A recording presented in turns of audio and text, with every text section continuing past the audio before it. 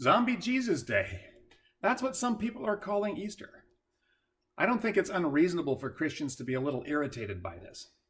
After all, I think the intention by most who say it is to mock Christians or their beliefs.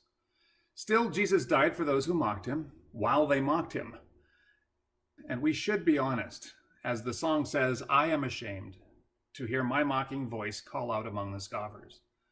So the interesting thing that way back in the day when Christians first started spreading the idea of a person rising from the dead and walking around, well, it was a little hard to swallow. They imagined the same thing that the zombie Jesus Day people imagine today. And the Apostle Paul specifically explains to them how their preconceptions have made them misunderstand the resurrection of the dead. So let's talk about zombies for a minute. And then we'll get to how the Apostle Paul actually talked about Jesus not being a zombie. It's right there in the Bible. Trust me. Zombies turn up in popular culture about a century ago, but they really took off with George Romero's Night of the Living Dead in 1968. And they've been going strong ever since. Why this popularity? The simple answer is that there is something about the zombie horde that resonates with our culture. Given the popularity of zombie narratives, it must be resonating a lot, and it has done so for 50 years. So why is this? The popularity of zombies is due to the popular belief in our culture that we have outgrown Christianity and that materialism is probably true. By materialism, I mean the belief that reality is material and only material. There's no spiritual reality, no such thing as God or angels or healing or blessings or cursings or anything that happens when you pray or are baptized. More and more, we have organized our lives and our society around materialism. On a popular level, we don't really dig too deeply into the implications of materialism on things like human identity or meaning of life. In general, we don't really want to spend time thinking about those things. But we do have time to go to movies. Many movies reinforce a materialist philosophy, but some challenge it. Zombie movies challenge it. The zombie is a monster, and like all monsters, it is trying to tell us something about ourselves, something that we are trying to suppress and would rather not face. Zombies are an embodiment of our fears, of a possible future if materialism is true. If Jesus wasn't who he said he was, our end will be to rot. Zombies have mobility just so that they can remind us of our inevitable material end. The problem is that there is so much in our experience as human beings that hints that there might be something more, something beyond the physical. There is that feeling when we see something incredibly beautiful, like a sunset or a waterfall. And then there's falling in love with that special person. And there's that thing that happens when the extended family gathers around a big meal and people say something that's not even funny and we all laugh with delight. And that thing that happens to you when you're listening to that song and when you were doing something creative and that thing happens when time ceases to be and something else flows through you. And then the idea that not only do we have thoughts, but we can think about the thoughts we are thinking. Are these things possible if materialism is true? Well, the quick answer is, of course. But we have a niggling doubt. And these niggling doubts keep piling up, and they get harder and harder to suppress. Our cultural monsters turn up when we're having cultural-wide doubts.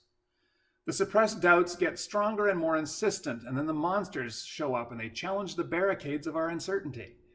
And they come in the very form that most embodies our fears. With the popularity of the zombie, we know that as a culture we are experiencing some pretty significant doubts. They are in hundreds of movies and in books and in video games. They are everywhere. And they aren't going anywhere because we still doubt. Zombies ask us questions like, if there's no spiritual dimension to reality, wouldn't we be more like zombies than we are? And we aren't zombies. Jesus died, and after that he walked around. These are two of the main things that zombies do.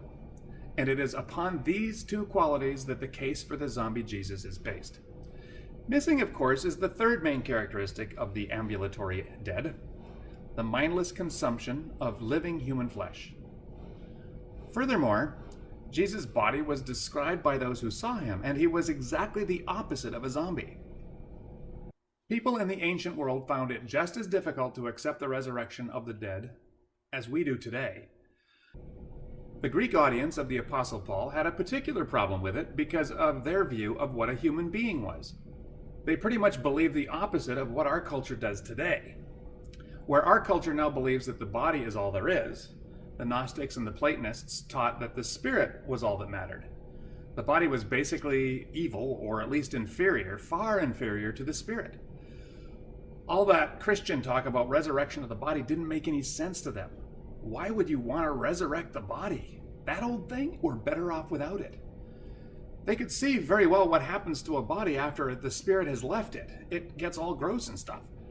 If humanity were to live beyond death, it would obviously be just in the spirit, the good part, not the body.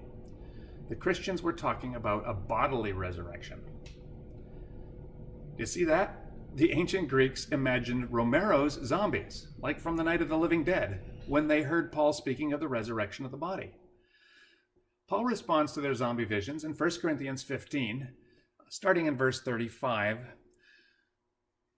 But someone will ask, how are the dead raised? With what kind of body will they come? How foolish. What you sow does not come to life unless it dies. When you sow, you do not plant the body that will be, but just a seed, perhaps of wheat or something else. But God gives it body. So will it be with the resurrection of the dead. The body that is sown is perishable. It is raised imperishable. It is sown in dishonor. It is raised in glory.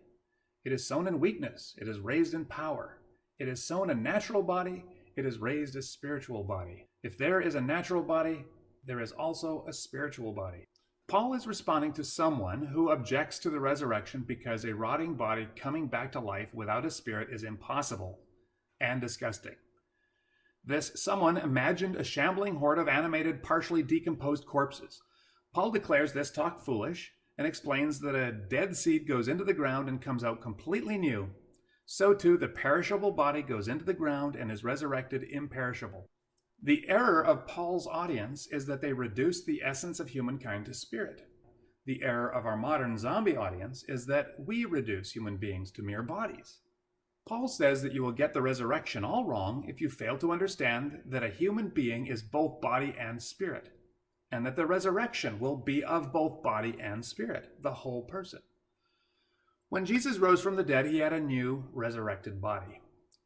This is what amazed so many people in those first weeks after the resurrection, that they believed and the church began. Bodies don't come back to life, and certainly not like that, but his did. This is what Paul's original audience needed to understand about the resurrection.